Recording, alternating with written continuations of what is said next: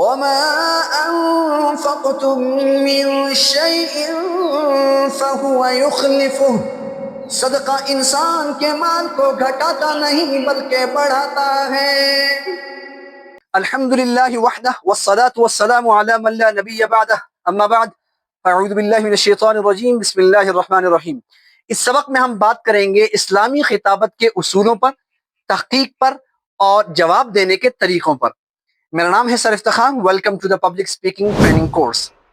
محترم طلباء کرام، مذہبی یا علمی بات کرتے وقت آپ دین اسلام کی نمائندگی کر رہے ہوتے ہیں، لہٰذا ہر لفظ میں وقار اور نرمی ہونی چاہیے۔ اسلامی خطابت کے شروع میں خطبہ پڑھا جاتا ہے، چند اصول ملحوظ رکھنے چاہیے۔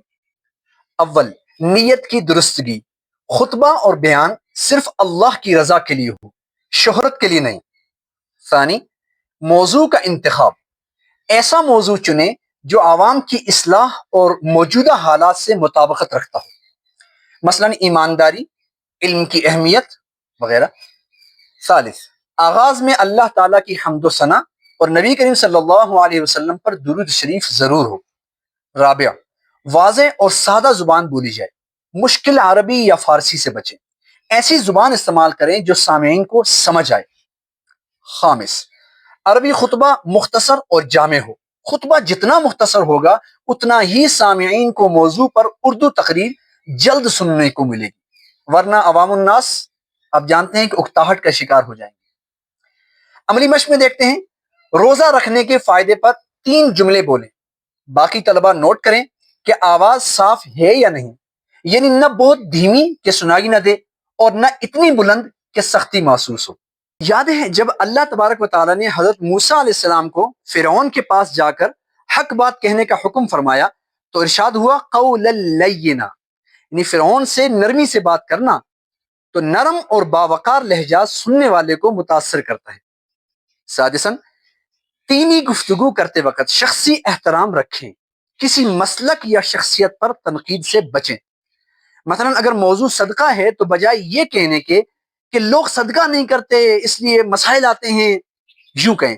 اللہ تعالیٰ نے قرآن میں فرمایا ہے وَمَا أَنفَقْتُم مِّن شَيْءٍ فَهُوَ يُخْلِفُهُ، صدقہ انسان کے مال کو گھٹاتا نہیں بلکہ بڑھاتا ہے۔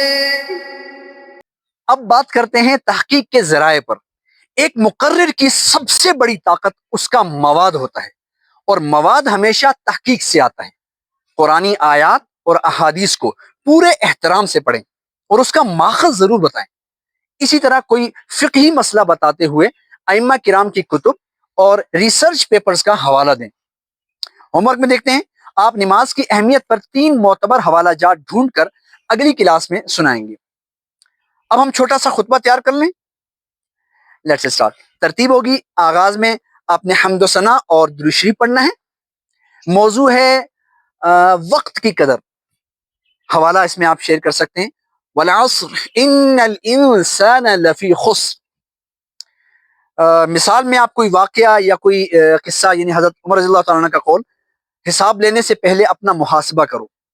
گروپ پریکٹس، طلبہ 3 کے گروپ میں تقسیم ہوں اور ہر گروپ 5 منٹ کا ایک مختصر سا خطبہ تیار کریں۔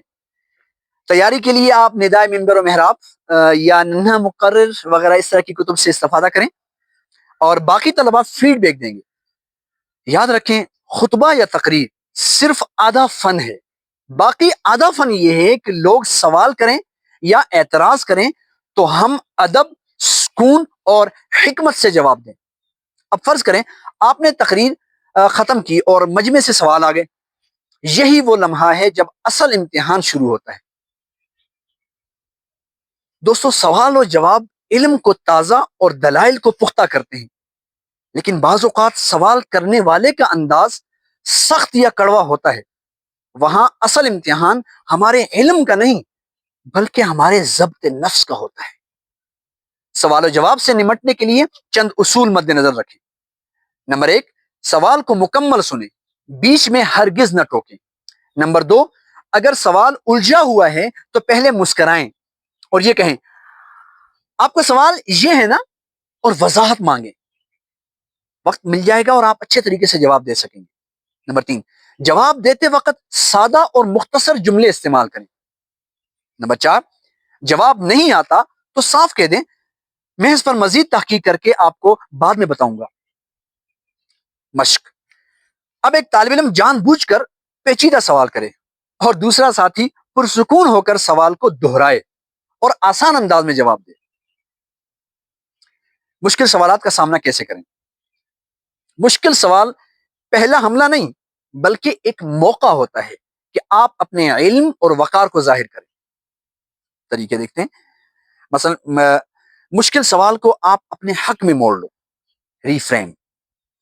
سوال ہے اسلام میں خواتین کے حقوق کیوں کم ہیں؟ کہتے ہیں نا لوگ، تو جواب کیا دیں گے آپ؟ دراصل اسلام نے سب سے پہلے عورت کو ماں، بہن اور بیٹی کے رشتوں میں عزت دی ہے۔ مثال دیکھتے ہیں، وقت لو، یہ سوال بہت اہم ہے اور آئیں سوچ سمجھ کر جواب دیں۔ نمبر 3، مشکل سوال کو کہانی یا مثال کے ذریعے آسان بنا دیں۔ مشق، طلبہ ایک دوسرے کو چیلنج بھرے سوالات دیں اور ساتھی طلبہ 30 سیکنڈ سوچ کر جواب دیں۔ مجھے امید انشاءاللہ اس طرح آپ پرسکون رہنے کا فن سیکھ لیں گے، اچھے سے جواب دینے کا آپ کو ہمت، حوصلہ اور سوچ آئے گی۔ اور کبھی کبھار دوسرا شخص صرف آپ کے غصے کو آزمانا چاہتا ہے تو آپ مسکرا کر جواب دیں تو وہ خود ہی خاموش ہو جائے گا۔ مزید یہ ٹیکنیکس بروئے کار لائیں۔ نمبر 1، سانس گہری لیں، جواب دینے سے پہلے لمحہ بھر توقف کریں۔ نمبر 2، چہرے پر نرمی اور الفاظ میں شائستگی رکھیں۔ نمبر 3، دل میں دعا کریں کہ اللہ میری زبان کو حق کہنے والا بنا دے۔ مثال، کسی نے تنزیہ کہا، آپ تو بہت بڑے عالم ہیں۔ پرسکون جواب، جی بھائی، بڑا تو صرف اللہ ہے، ہم تو سب سیکھنے والے ہیں۔ رول پلے مشق، 2 طلبہ سامنے آ کر رول پلے کریں، ایک تنزیہ سوال کرے اور دوسرا نرمی اور وقار سے جواب دے۔ نمبر 5، بحث ختم کریں، لمبی بحث آرگومنٹ سے بچیں، اختتامیہ جملہ استعمال کریں۔ اس پر ہم سب کا اتفاق ہے کہ نیت سب سے اہم ہے۔